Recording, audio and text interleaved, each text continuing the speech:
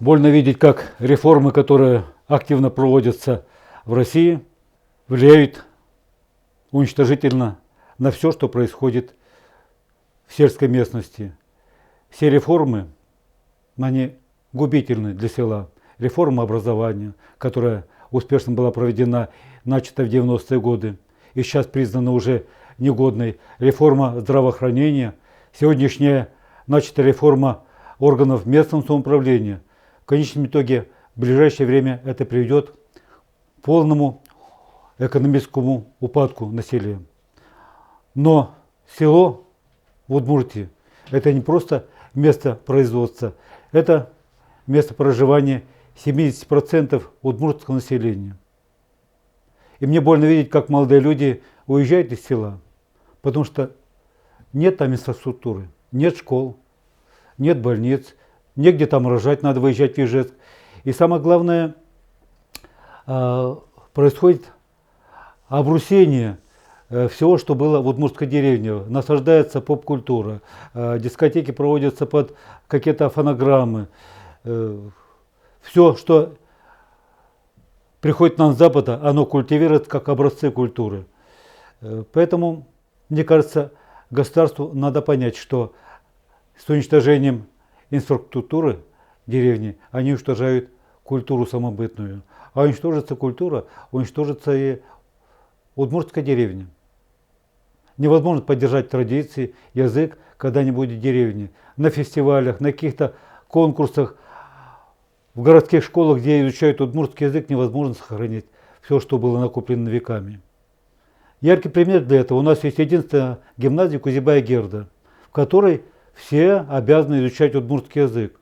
И, казалось бы, люди, выпустившись из гимназии, должны свободно говорить на удмуртском языке. Но я вам признаюсь, что половина выпускников говорят на удмуртском, так же, как и я на английском, со словарем, и поддержать удмуртский язык-то они не могут. Они могут сказать «умеющая дечлуя», и, к сожалению, все. Значит, о чем это говорит?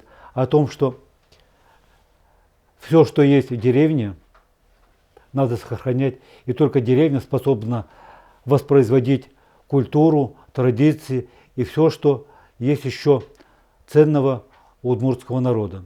Еще раз повторюсь, не будет удмуртской деревни, исчезнет культура, исчезнет язык. Вы вот просто опросите свое окружение, кто работает сегодня в городе уборщицами, техничками, кто подметает полы, убирает туалеты, кто работает дворниками или строителями на морозе. Это все выходцы из удмуртских деревень. Кто кормит население Удмуртии?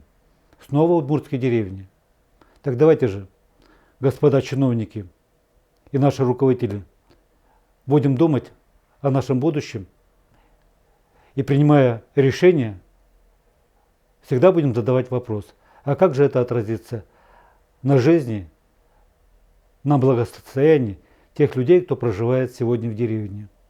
Был бы я руководителем, я бы сегодня каждому селянину подарил машину, а не создавал там на месте почтовых отделений коммерческие структуры и кредитные организации, чтобы селян загнать в кредитную яму. Неправильно это. Одумайтесь. Я думаю, руководство республики пошло по самому легкому пути.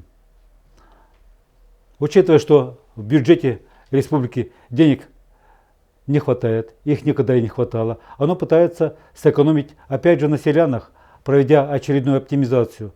Но я думаю, следовало бы, исходя из того, что они получают в процессе своих поездок за рубеж. Вот я помню, что полгода назад здесь была большая китайская делегация. Наши чиновники побывали там. Посмотрели бы этот опыт, посмотрели бы и решили, можно ли этот опыт перенять сюда, перевести сюда их кустарное производство, мелкотоварное производство, которое организовано в каждой китайской деревне. Неужели нельзя попробовать? Предложить селянам создать маленькие сыроварни, какие-то другие производства, хотя бы производство товаров народного промысла. Это можно сделать в каждой деревне. Ткачество, вышивание, поставить ткацкие станки, искать рынок сбыта этих товаров. То есть мы пошли по пути сокращения, оптимизации и уничтожения всего, что было когда-то создано, а не созидания, строительства и организации новых рабочих мест.